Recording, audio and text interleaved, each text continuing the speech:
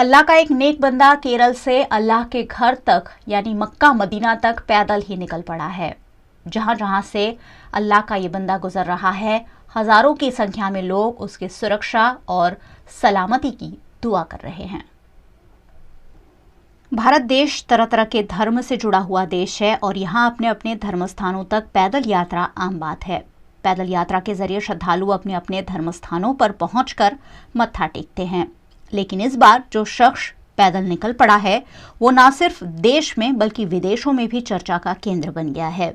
जहां जहां से वो गुजरता है वहां वहां उस पर फूल बरसते हैं। हजारों लोगों का हुजूम उसके साथ चलता है। पुलिस की गाड़ियां आगे पीछे उसकी रक्षा करती है। आप भी ये सारी बातें जानकर हैरत में पड़ सकते हैं। लेकिन कहा जाता है कि अगर इरादे मजबूत हो तो मंजिल भी आसान हो ही जाती है। ऐसा ही नेक और मजबूत इरादा लेकर पैदल हज के लिए निकल पड़े हैं केरल के शिहाब छोत्तुर। अपने जुनून को हकीकत में बदलने वाले केरला के रहने वाले शिहाब ने ठान ली है कि वो पैदल हज यात्रा कर केरला से मक्का तक जाएंगे। पिछले दिनों वो अंकलेश्वर से फिर वडोदरा से गुजरे और अब पंचमहाल के कालोल से वो गुजरे, जहां हजारों की संख्या में हर धर्म के लोगों ने उनका स्वागत किया, उनका सम्मान किया। केरला से पैदल हज यात्रा पर निकले शिहाब ने 2023 में हज से पहले मक्का पहुंचने का लक्ष्य रखा है। शिहाब छोत्तुर केरल से निकलकर भारत के कई राज्यों से गुजरते हुए पाकिस्तान, ईरान, इराक, कुवैत और अंत में सऊदी अरब के पवित्र शहर मक्का पहुंचेंगे।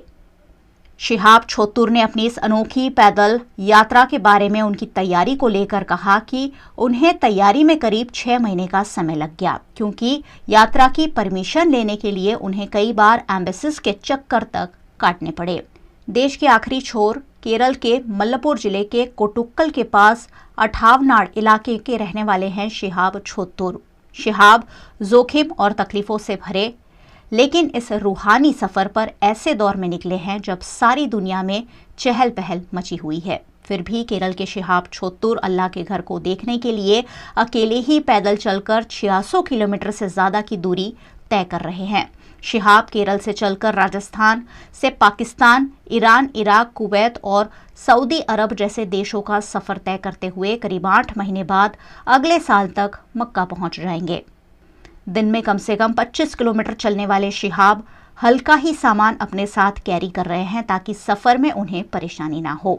शिहाब कहते हैं कि अनजान इलाकों का सफर तो हिंदुस्तान छोड़ने के बाद शुरू होगा, जो बेहद ही मुश्किल, जोखिम और तकलीफों से भरा होगा। उन्होंने कहा कि मैं कोई तंबू नहीं ले जा रहा हूं क्योंकि मैं दिन के उजाले में ही चलना चाहता हूं, लेकिन बाद में मुझे एक तंबू खरीदना ही पड़ेगा। इन दिनों सभी लोग शिहाब के लिए दुआ कर रहे हैं कि रब ऐसे नेक इरादे वाले लोगों की हिफाजत करे और उन्हें अपने घर का दीदार नसीब फरमाए।